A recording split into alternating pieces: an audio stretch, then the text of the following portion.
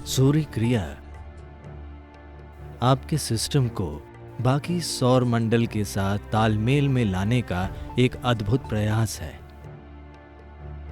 सूर्य नमस्कार मुख्य रूप से मणिपुर चक्र को सक्रिय करता है। आपकी शारीरिक सेहत, मानसिक सेहत, आपकी आध्यात्मिक संभावना, सब कुछ इससे तय होता है। सूर्य क्रिया बुनियादी अभ्यास है। सूर्य नमस्कार उसका सरल रूप है।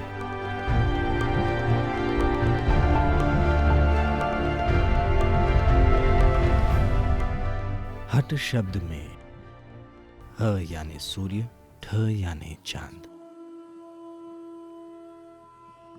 सूर्य और चांद के बिना कोई हठ योग नहीं होता।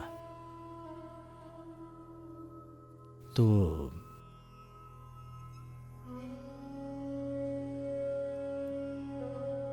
ऐतिहासिक रूप से, क्योंकि मैं विद्वान नहीं हूं, पता नहीं लोगों ने पहली बार use this name for the first time as Namaskar or Surya Namaskar. कब सूर्य नमस्कार नाम का इस्तेमाल किया था, पर अलग अलग जगहों में यह अभ्यास अलग अलग तरह से सिखाया जाता है। मैं गलतियां नहीं बता रहा, मैं कह रहा हूं। इसे अलग अलग जगहों में अलग अलग वजहों से जानबूझकर अलग अलग तरीकों से सिखाया जाता है।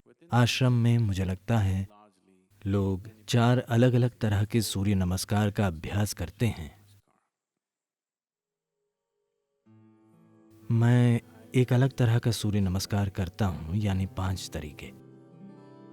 ज्यादातर इसे सूर्य नमस्कार कहते हैं क्योंकि ये मुख्य रूप से मणिपुर चक्र सक्रिय करने, सिस्टम में गर्मी पैदा करने और समत प्राण या ऊष्मा बढ़ाने के लिए है।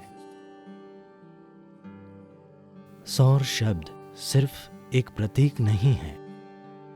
मैं चाहता हूं आप ये समझें कि धरती पर आप जो भी गर्मी महसूस करते हैं वो वाकई सूर्य से आती है, जो कई तरीकों से इकट्ठी और मुक्त होती है। या हाइड्रोकार्बन्स का रूप ऐसा इसलिए है क्योंकि वे सूर्य में पके हुए हैं। अगर आप एक लकड़ी का टुकड़ा जलाते हैं तो सिर्फ सौर ऊर्जा बाहर आती है। अगर सौर ऊर्जा हटा दी जाए तो धरती ठोस बर्फ बन जाएगी। शोध से पता चला है कि 18 घंटों के समय में सारे समुद्र बर्फ बन जाएंगे। अगर सूर्य अभी गायब हो जाए तो परसों सुबह तक सब कुछ ठोस बर्फ होगा, कुछ भी तरल या लिक्विड नहीं बचेगा। तो सब कुछ सौर ऊर्जा से चलता है। शायद आप सोचें कि हम थर्मल या गैस से पावर पैदा कर रहे हैं। नहीं, सब कुछ सौर ऊर्जा से हो रहा है।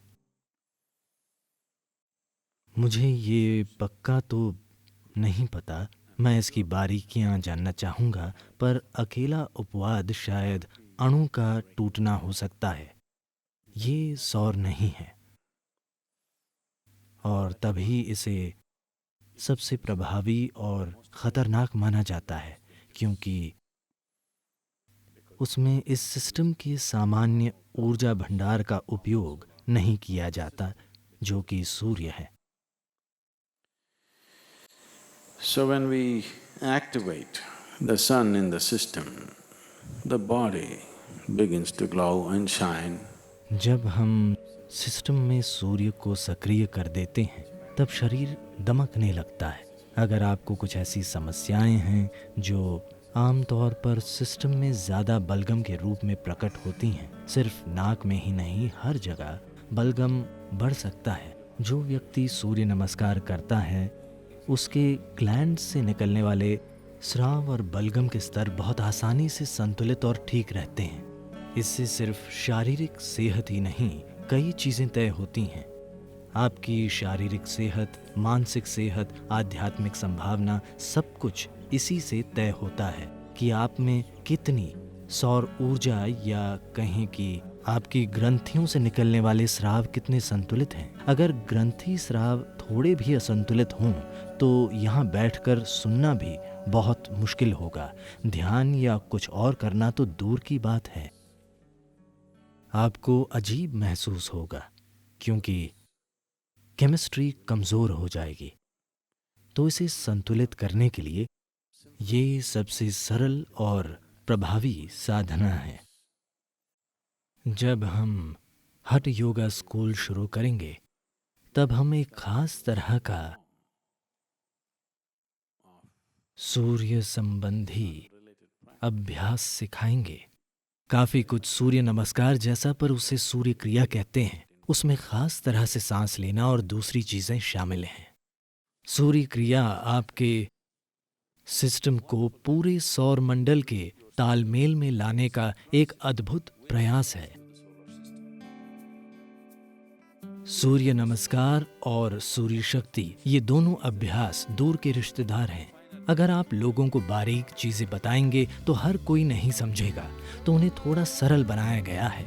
अगर आप अपने और बड़े सिस्टम के बीच एक तालमेल बना लेते हैं, ये छोटा सिस्टम है और बड़ा सिस्टम सौर मंडल है, अगर ये दो चीजें एक साथ हैं तो आपकी शारीरिक, मानसिक और सांसारिक खुशहाली बिना प्रयास की होगी।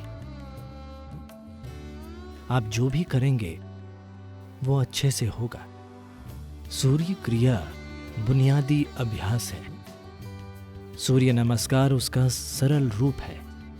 सूर्य शक्ति को मांसपेशियों और शरीर बनाने के लिए थोड़ा और सरल किया गया है। उसकी प्रकृति काफी कसरती है, वो एक पूरी एक्सरसाइज है। उसके लिए कोई उपकरण जरूरी नहीं है। आप किसी होटल के कमरे में हों या जहां भी हों, आप सूर्य नमस्कार या सूर्य शक्ति कीजिए, आप खुद को बिल्कुल फिट पाएंगे।